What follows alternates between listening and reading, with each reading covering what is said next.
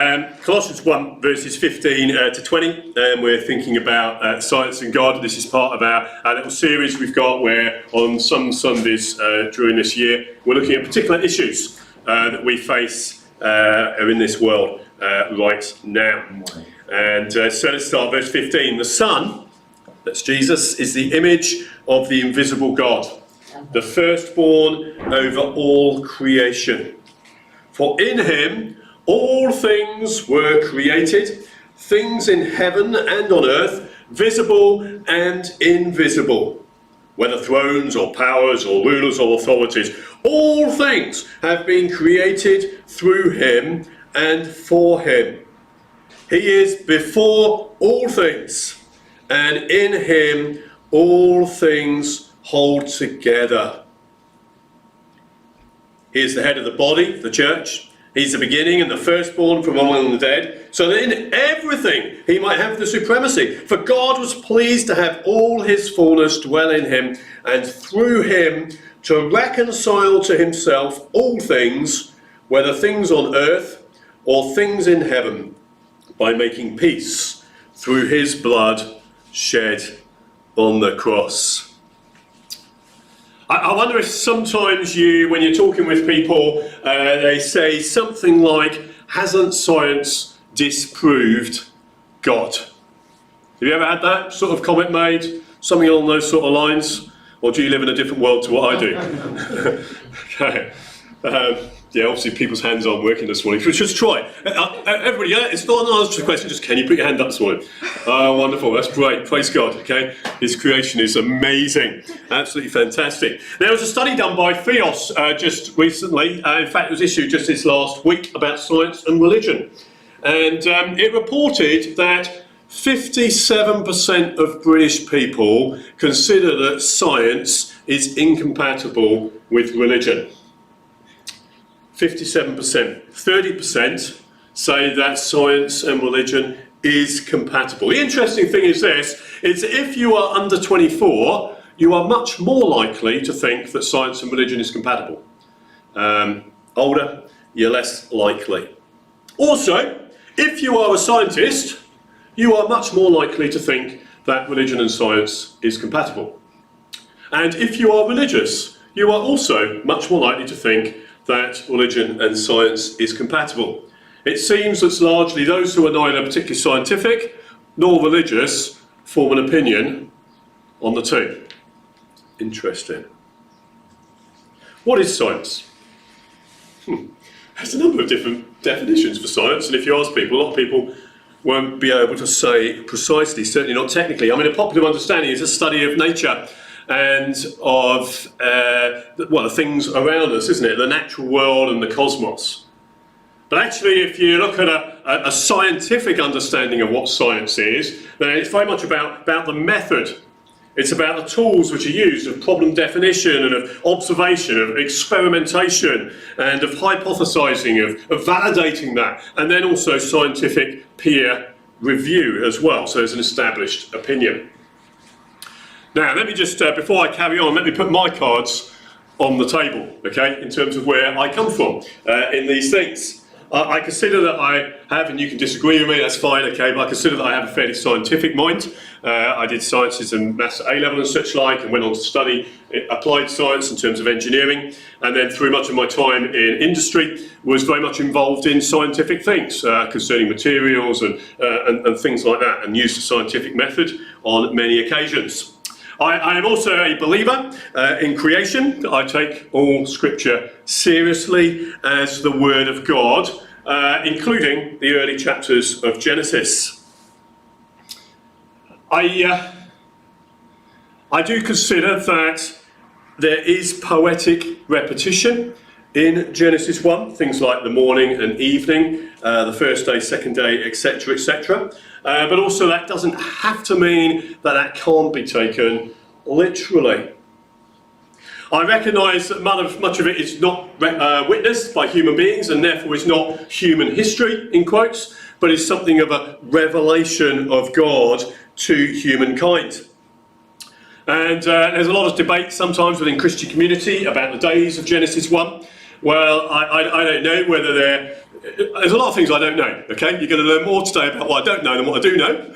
I don't know whether they're literal days or not. My inclination is towards the latter days or literal days, but the earlier days, I can't see how they can be literal days for various, this kind of, how do we possibly know when there's no sun and moon and such like and all that sort of thing, what a day is. So I struggle to take those as literal days.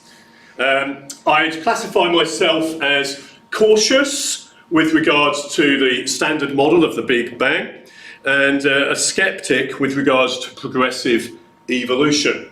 Okay, so there's my cards on the table in terms of where I stand. Okay, and to be honest, in some ways, some of that's fairly irrelevant to what I'm going to say, but it just tells you where I'm coming from. And I'm not looking to convert anybody to any particular way of thought in those regards this morning. But I want to highlight a few very, very important things when we come to this subject. The first is this, is that faith, and this is what I really want you to go away with. There's 7 things I'm going to highlight, okay, 7 truths I want you to take away. The first is this, is that faith is a companion of knowledge, not a competitor to it. Faith is a companion of knowledge, not a competitor to it. The fear of the Lord is the beginning of knowledge. A couple of weeks ago we looked at the whole issue of truth and how we understand truth and the issue of interpretation. And of course that cloud of interpretation that we have doesn't necessarily invalidate of itself the sources of that information. And there's a popular understanding in our world that faith is believing what we cannot know. Faith is believing what we cannot know. But that is not true. That's not biblical, and that's not our Christian understanding of faith. Faith and knowledge are not opposites, they are companions. The opposite of faith is not fact. The opposite of faith is unbelief. The opposite of knowledge is not faith, it's ignorance. And quite frankly, God, Jesus, Christianity does not consider either ignorance or unbelief a virtue. God calls us to both pursue faith and to pursue knowledge. And in fact, if you just think about our whole understanding of our faith in Jesus Christ, we can't have faith in him unless we know something about him. Faith is fundamentally built on knowledge. So the two very much go together as companions. Secondly, is this: has science disproved God? Quote Boris Johnson, the fool says in his heart, there is no God. He himself was quoting from something, you may recall that, it was on the news one a few weeks ago, about him, or maybe months ago, about him saying that. The fool says in their heart, there is no God. Psalm 14. Well, my first question to that would be, has science disproved God, would be typically, well, what do you mean?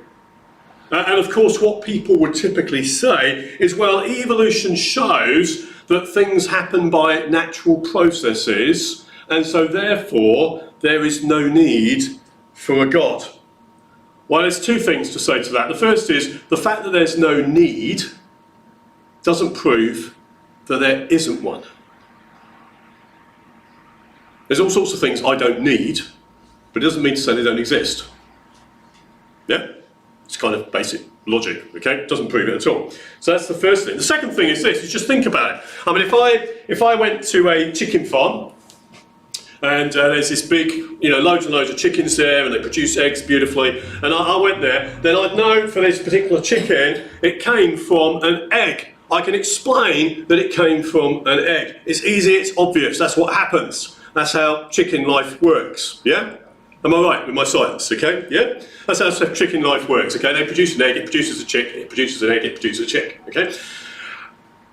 But when I go to such a place, the fact that I know that it came from an egg doesn't mean that there's no chicken breeder.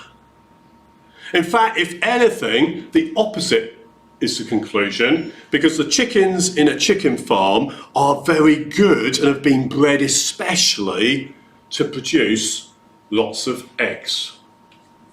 So the logic of that is, knowing how, is actually there's a reason why they're doing what they're doing. And that leads me into another example, which is what Nicky Gumbel often uses on Alpha, where he talks about a cake. And I have this beautiful cake, and it's made of all sorts of ingredients like flour and butter and maybe some chocolate in there, maybe some fruit in there and all that sort of thing, all put together. And you could do a big investigation on exactly how the recipe was made and how long it was in the cooker for and all those sort of things. But actually, most of us don't ask those questions. What we'll say is, what's the cake for? What's the celebration? It's somebody's birthday. It's a call to celebrate. And so it is actually in our world. It's a call, actually. We can investigate how that plant just out there was made, or how the sun comes to be in the sky and it comes up every day and all that sort of thing. Actually, doesn't come up, the world goes round, as you know, just metaphorically speaking, okay? But actually, why is the bigger question. Why? And that leads into our whole celebration. That's why we've worshipped God together as we've come together this morning. So has science disproved God? Well, it can't disprove God. It's impossible for it to do so.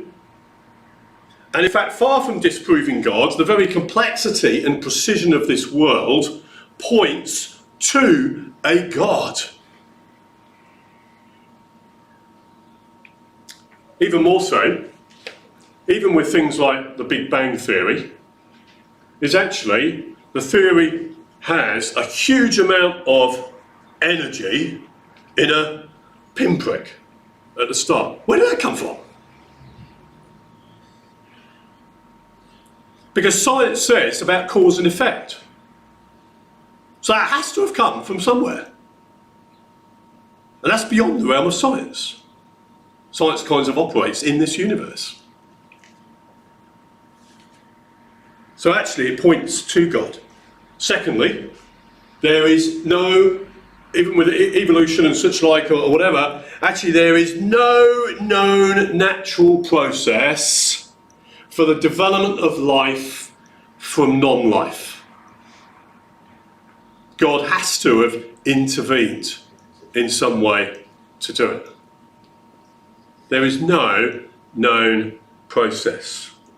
The evidence points to it being impossible by nature, and we can go into science on that, but we don't need to at this point in time. Thirdly, is actually science is part of our study of God. Kepler said, and he's the guy who discovered the laws of planetary motion and such like, he said, science is thinking God's thoughts after him. Actually, what we're doing is we are investigating the temporary work of God. We're investigating the temporary work of God. In Genesis it says, in the beginning, God created the heavens and the earth. And it repeats, and God said. Very summary statements. It'd be like if you asked me, how did I get here this morning? I'd say, well, came by car. Quite unusual, really. You see my car out there. Normally come by bike.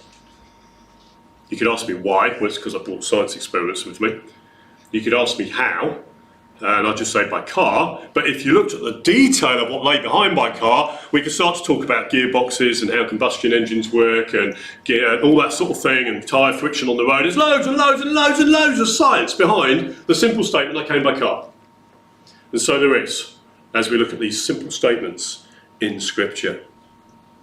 Colossians 1, which we read, talks about everything being made through Jesus Christ. And him not just making it, but sustaining it. For by him all things were created, and in him all things hold together. And yet also in Matthew 24 it says this, Jesus says, heaven and earth will pass away, but my words will never pass away. You see, what we're investigating in science is temporary. And yet we're also seeing God's work. And in Revelation 21 it says, then I saw a new heaven and a new earth. Psalm 19 says this. It says the heavens declare the glory. Oh, we skipped one, Sam. Oh, okay, there it is. Sorry. Heavens declare the glory of God. Just look at the stars there. The Milky Way. Absolutely phenomenal. Do you know our sun is 1 million miles across? 1 million miles across our sun. It is reckoned that there's 100 billion stars like our sun in our galaxy, the Milky Way. And the largest star would swallow half of our solar system. I mean, I don't know about you, I can't get my mind around those sort of things. 100 billion stars in our Milky Way. It's more, Roland. It's more like 250 billion. Well, whatever. I've said estimated, okay? It's rough orders, okay? You can, if you've recounted and I've got it wrong, fair enough. Jesus, thousands. Okay, there's hundreds of billions, let's put it that way, okay? And in that's just our solar system. And there's 10 trillion galaxies, it's estimated, in the universe. And if you want to go higher, that's fine as well. I'm not too bothered. I mean, once we're past 1 trillion, I'm gone. Psalm 24 says this, everything belongs to the Lord. Psalm 139 says this, I am fearfully and wonderfully made. Oh, that's really, so that shouldn't have come up like that. Can you just press spacebar again? Right, that's it, perfect. Okay, I'm fearfully and wonderfully made. So what we have here is a cell. Biologists will recognise it as a cell. You see all that goes into a cell there. I've left a lot labels off the side. The remarkable thing is this is what I am made of. Apparently, there are 37 trillion of these in my body.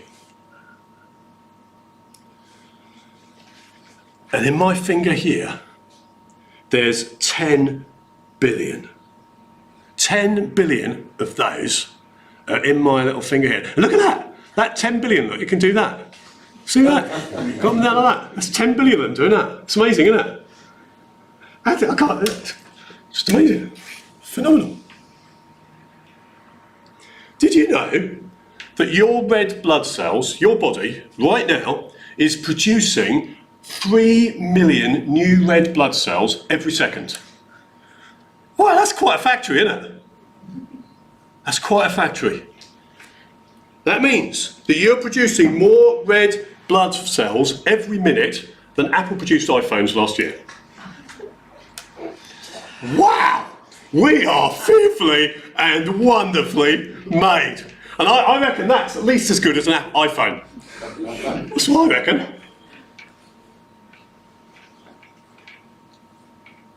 And in there, you see DNA, that purple bit in the middle.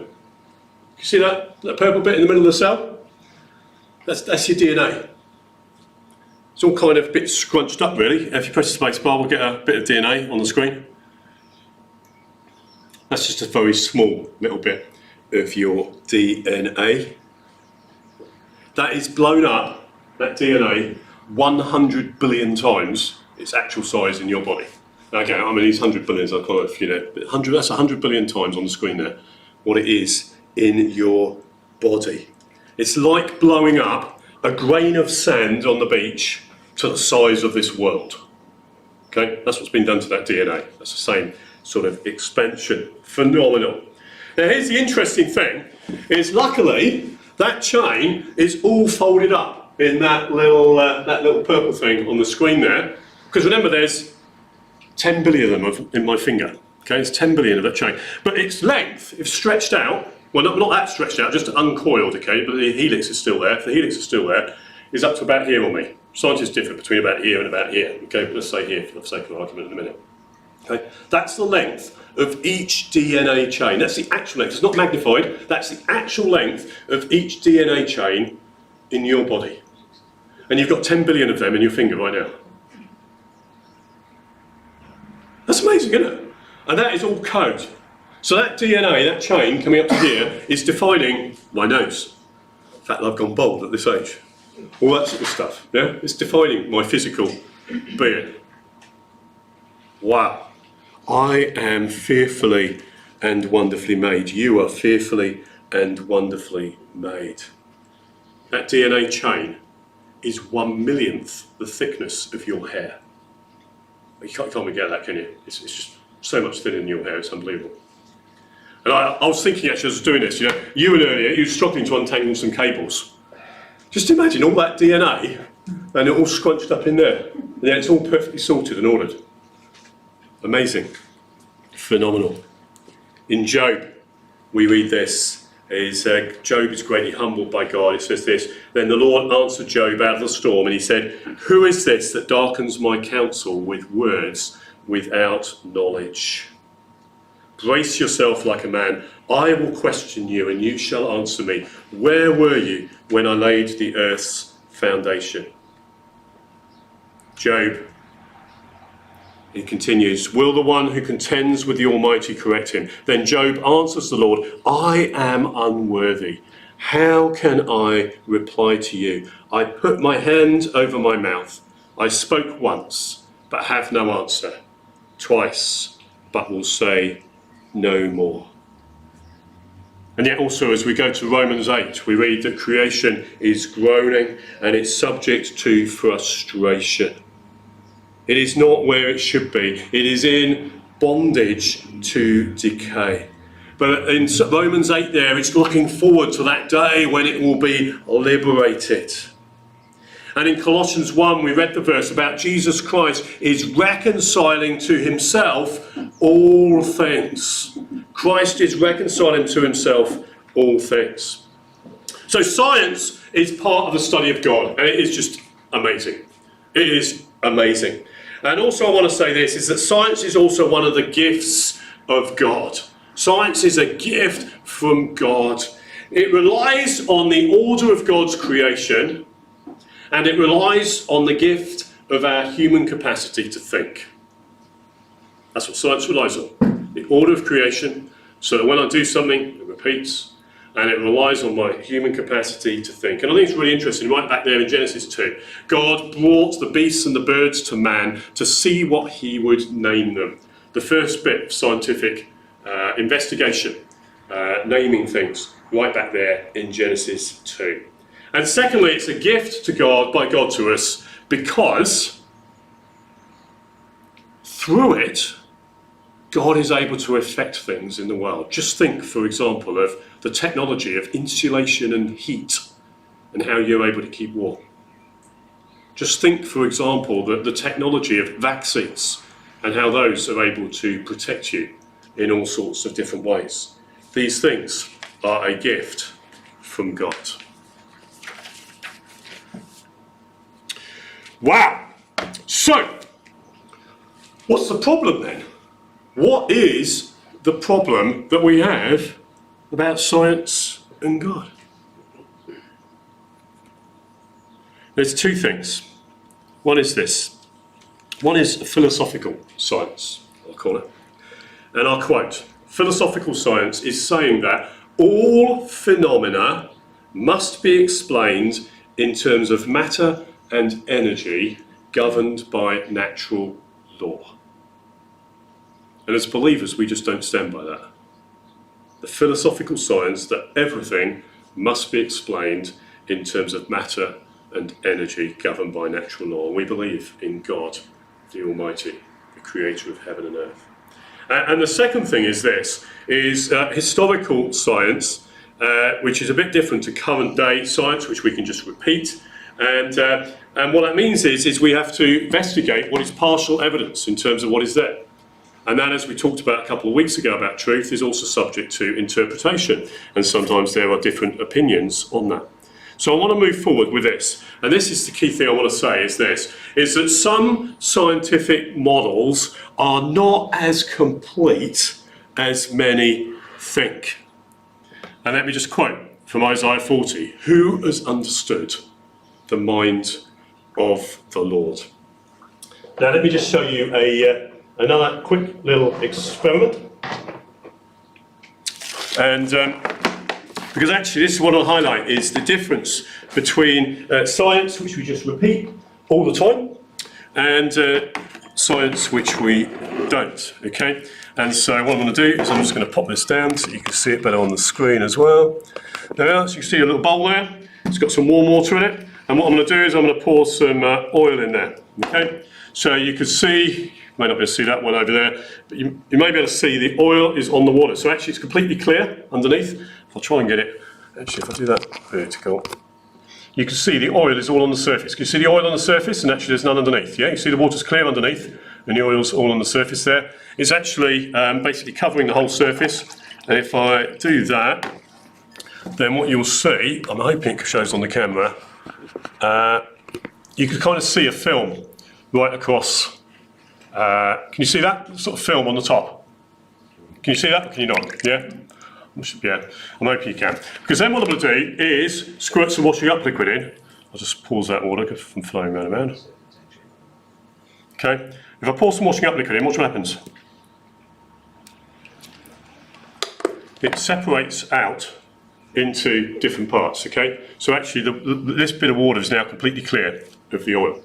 And what you're doing is every day when you do the washing up, you're doing that, okay? You're just pouring washing up liquid in to get the grease off.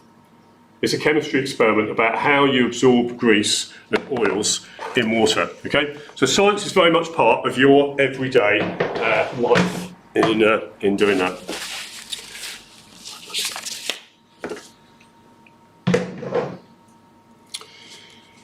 Just think as well, as an illustration with this, about COVID. You're all familiar with COVID. I don't need to explain it to you. A virus. And by scientific analysis, we can work out exactly what the virus is. You've seen pictures of it and all that sort of thing. And we can work out treatments for it and how to do vaccines for it and all those sort of things by scientific analysis. But, oh, there's me. Fearfully and wonderfully made, thank you.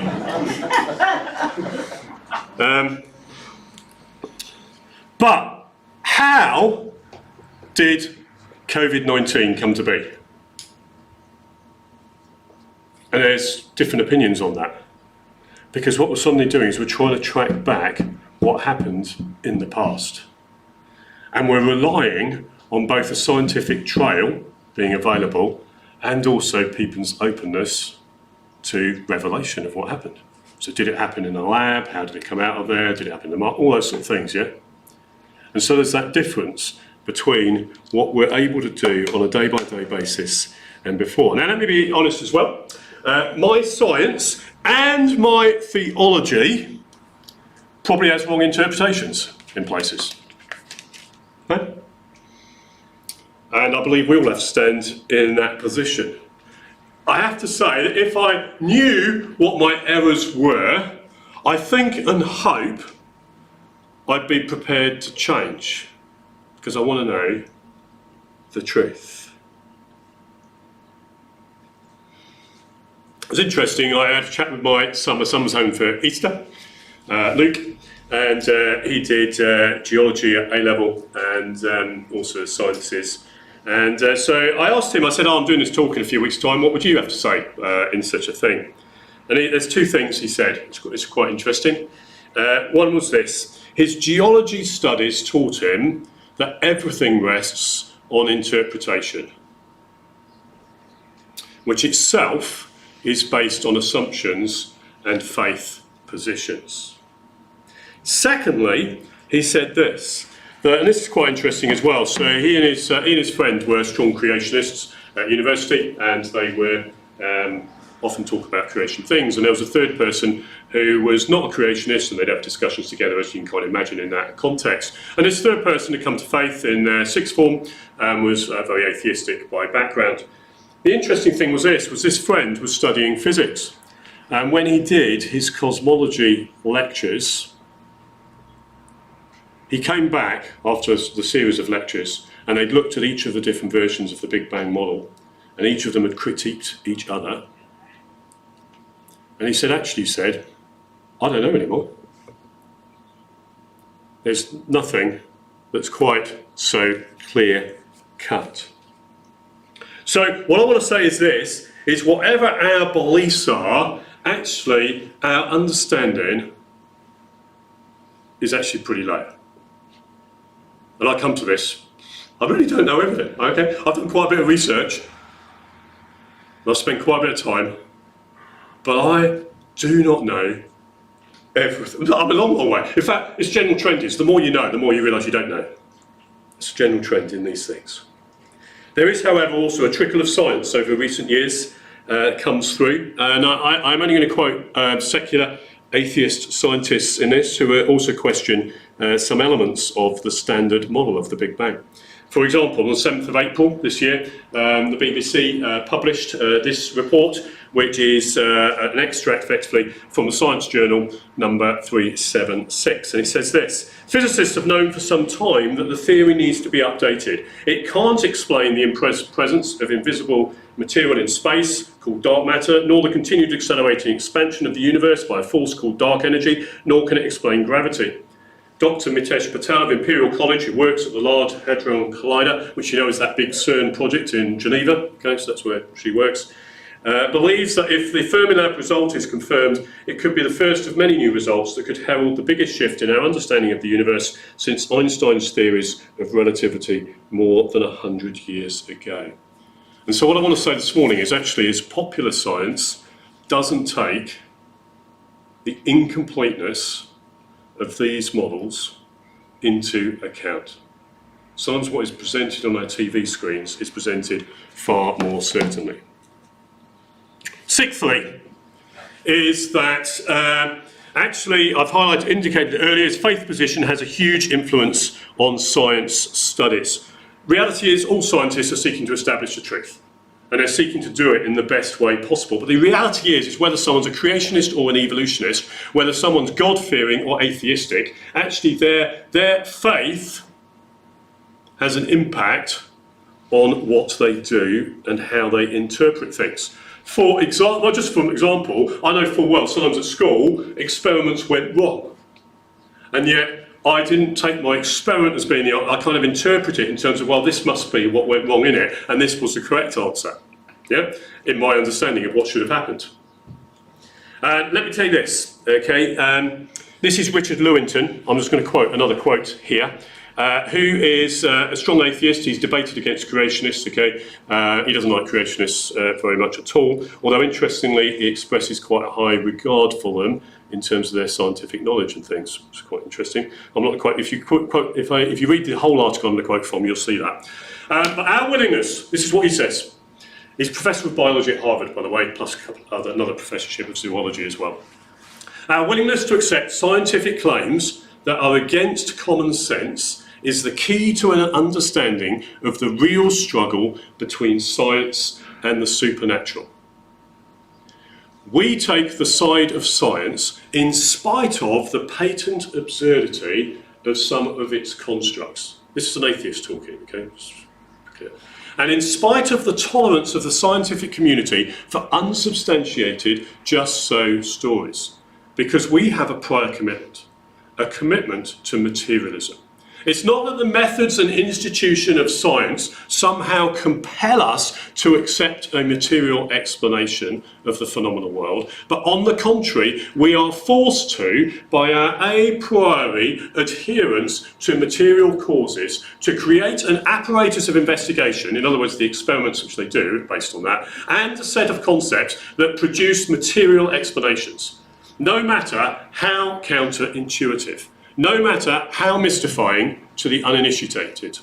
Moreover, that materialism is absolute, for we cannot allow a divine foot in the door. By the way, that what he's doing there, that whole bit of his talk is a review of a book by Carl Sagan, just so you're aware of the context behind what he's saying there. So, faith position has a huge influence on scientific studies. And that's stated by this guy as well as, I might say, as a Christian too. Seventh, and finally, and this is short, is God both uses and overrules science. The psalmist writes, "The earth is the Lord's and everything in it." God normally works through the natural order of things, whether it be the fact that the sun shines and the rain falls and such like, and it can all be explained in very natural ways. Or we think even there's some scientific explanations for why the series of the plagues of Egypt may have come out the way in which they did. Some people have looked at this whole science behind it in terms of how it followed through. And so God, I don't know whether that's real or not, I honestly don't know. But the point is this, is God can use scientific and natural phenomena to the benefit of his purposes. He also uses science in terms of our knowledge and understanding for us to have technologies to bring goodness in this world. Think medical, think technology. But also he overrules science. Just think of water into wine, or calming the storm, or in our lifetime where people's cancer just disappears like that. The medics cannot explain what has happened. God not only uses science, but also overrules it. So let me just capture those 7 points again. The first was that faith is a companion to knowledge, not an opposite. Secondly, is that can science disprove God? No. Thirdly, science is part of the study of God. Fourthly, science is a gift of God. Fifthly, some scientific models are not as complete as is sometimes presented. Sixthly, our faith position has a huge influence on scientific studies. And seventhly, God uses science and overrules science. Now, it probably raises some questions in your mind. Happy to chat it. I don't know all the answers, but I hope it's helpful for you, both in terms of your confidence in God and appreciation of him, and also in your interaction with people in our community. God reigns. He reigns supreme. The earth is the Lord's, and everything in it. Thanks be to God. Dave, do you want to lead us in our song? We're going to sing a song of praise. O Lord my God, when I in awesome wonder